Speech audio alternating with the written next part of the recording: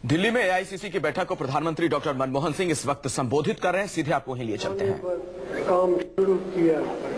Jawaharlal Nehru national urban renewal mission के तहत शहरों के इंफ्रास्ट्रक्चर को अच्छा बनाने का प्रयास किया।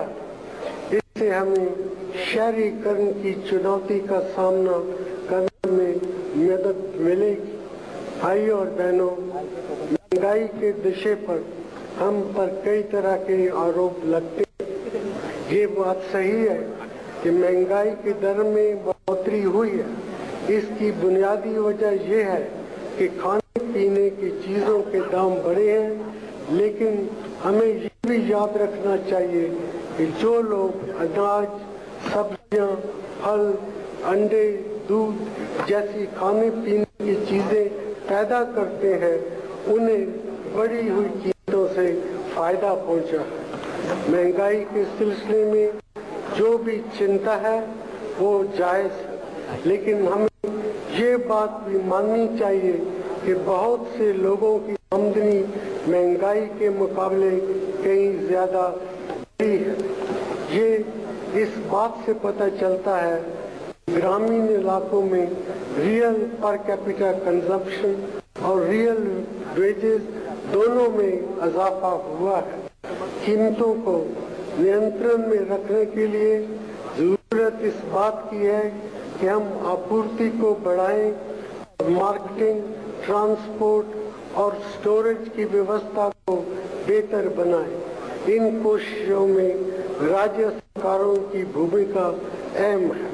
हमारी सार्वजनिक वितरण व्यवस्था हमारी आबादी के एक बड़े हिस्से को कम दरों पर खाने पीने की वस्तुएं उपलब्ध कराती हैं और इन चीजों की बढ़ती हुई कीमतों से काफी हद तक लोगों को बचाती है।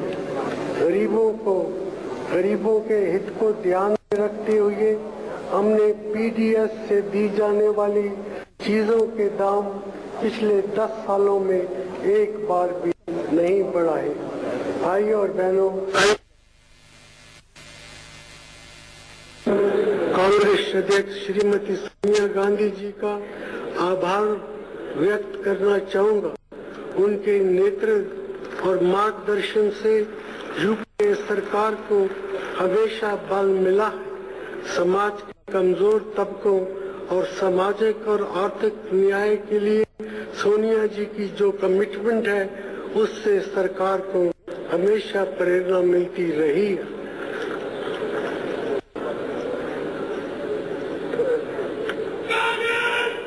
मेरा मानना है कि हमें अपनी सफलताओं के लिए जितनी श्रेय मिलना चाहिए उतना नहीं मिल पाया। इसकी वजह यह है कि पिछले 10 सालों में तेज आर्थिक विकास, सामाजिक बदलाव और राजनीतिक सशक्तिकरण के कारण हमारे नौजवानों में नई उम्मीदें पैदा हुई हैं। सोशल और इलेक्ट्रॉनिक मीडिया के जरिए जानकारी और विचारों का आदान प्रदान बढ़ा है। अब लोग सरकारी एजेंसी से बेहतर काम चाहते हैं। वो हमारी सामाजिक, आर्थिक और राजनीतिक व्यवस्था में तेज बदलाव चाहते हैं। इस बात से इनकार नहीं किया जा सकता कि हमारे देश के कई हिस्से और बहुत से लोग जरूरी है। एक ऐसी विचारधारा जो देश के हर क्षेत्र और समाज के हर तबके को साथ लेकर चलने में विश्वास रखती हो। ये सब सिर्फ कांग्रेस पार्टी के ही पास है और ये बात हमें अगले चुनाव से पहले जनता को फिर से बतानी होगी।